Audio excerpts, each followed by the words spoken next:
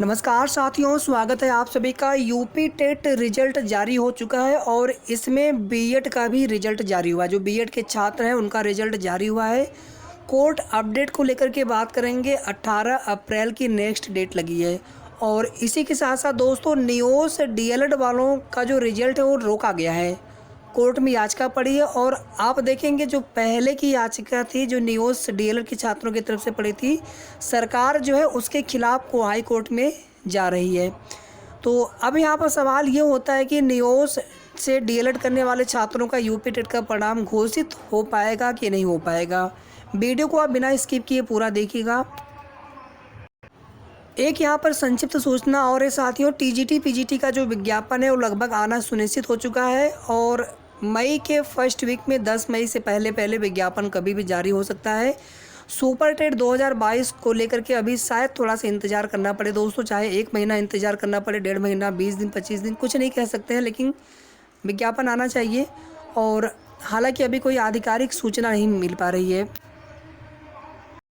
अब यहाँ पर देखिए साथियों, संदीप मिश्रा मुख्य याचिकाकर्ता एंड फोर अदर्स, इनकी तरफ से इलाहाबाद हाई कोर्ट में याचिका डाली गई थी, इलाहाबाद बेंच में, और इनकी तरफ से ये निवेदन किया गया था, मांग की गई थी माननीय न्यायालय से कि सर हमें यूपी टेट में बैठने और हमारा रिजल्ट जारी करने दिया जाए।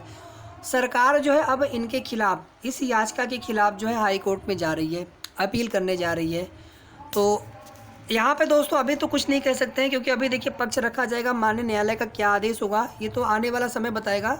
और नीचे यहाँ पर आप सभी देख सकते हैं, petitioners have secure diploma in elementary education DElEd from NIOS National Institute of Open Schooling which is not being treated as recognised qualification for appearance in UP TET examination.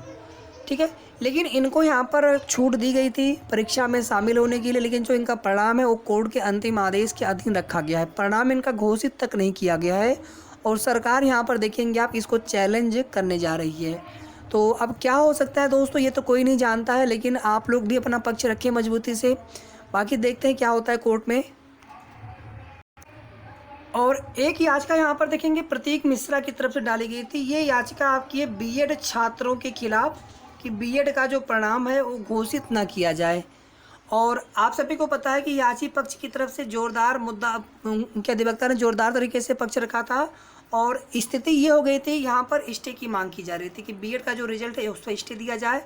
Rajasthan high court की double bench ने NCT की अधिसूचना को अवैध करार दे दिया। जब NCT की अधिसूचना ही अवैध हो तो फिर इनका परिणाम क्यों घोषित किया जाए।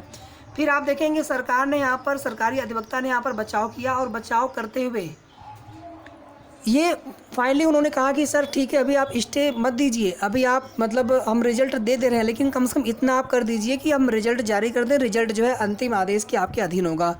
तो माननीय न्यायालय ने फिर वहाँ पर वही आदेश दिया था कि रिजल्ट जारी कीजिए, लेकिन वो रिजल्ट जो है कोर्ट के अंतिम आदेश के अधीन होगा। साथियों अगर देखा जाए तो अभी फ़िलहाल में बीएड की जो मान्यता है प्राथमिक के लिए, हालांकि बीटीसी वाले छात्र भी अपने जगह पे सही होते हैं कि हमें भी मौका दिया जाना चाहिए, टीजीटी हो, पीजीटी हो, चाहे उच्च प्राथमिक हो, एलटी ग्रेड हो, सभी जगह मौका दिया जाना चाहिए। उनकी भी अपनी पीड़ा है और बीएड वालों की अपनी एक उनका भी एक तकलीफ़ है दोस्तों। अगर देखेंगे तो अपर प्राइमरी में वैकेंसी आती ही नहीं, टीजीटी पीजीटी में वैकेंसी कम होती है, तो फिर उनको भी ये होता है कि अगर प्राइमरी में मौका मिल जाए तो हम यहाँ पर ही नौकरी पा जाएँ। और ये कुल मिलाकर की चीज़ें हैं, तो यहाँ पर कोई एक ऐसा रास्ता निकलना चाहिए जहाँ पर सभी को यहाँ पर सहूलियत मिले, किसी के साथ कोई दिक्कत ना हो। बाकी दोस्तों जहाँ तक मुझे लग रहा है कि बीएड जो है सेफ़ है अभी तक और आगे भी सेफ़ रहना चाहिए। 18 अप्रैल को नेक्स्ट डेट लगी है। बाकी यहाँ पर देखिए बीटीसी के जितने भी हमारे मित्र छात्र हैं, आप बिल्कुल ऐसा ना सोचें कि मैं आपके विरोध में, या फिर ऐसा कुछ नहीं होता दोस्तों। हम लोग जो भी अपडेट होती है आपको निष्पक्ष होकर के देने का प्रयास करते हैं, जो भी चीज़ें होती है आपको बताने का प्रयास करते हैं। और यहाँ पे कुछ ऐसा, यहाँ पे एक नियम बनाया जाना चाहिए, जैसे अगर आपने डीएलएड, चूँकि आप देखेंगे भर्ती ही नहीं आ रही, पहली बात तो आप देखिए सुपर टेट का विज्ञापन ही नहीं आ रहा है। पिछले 3.5 साल से अगर भर्ती आई होती, और आप देखेंगे 2017 से कोई भर्ती नहीं आ रही, जो पहले वाले जो खाली पद हो रहे हैं। ये तो जो भर्ती सरकार ने कराई है, 18 में विज्ञापन आया दोनों का, एक जनवरी में, दूसरा दिसंबर में।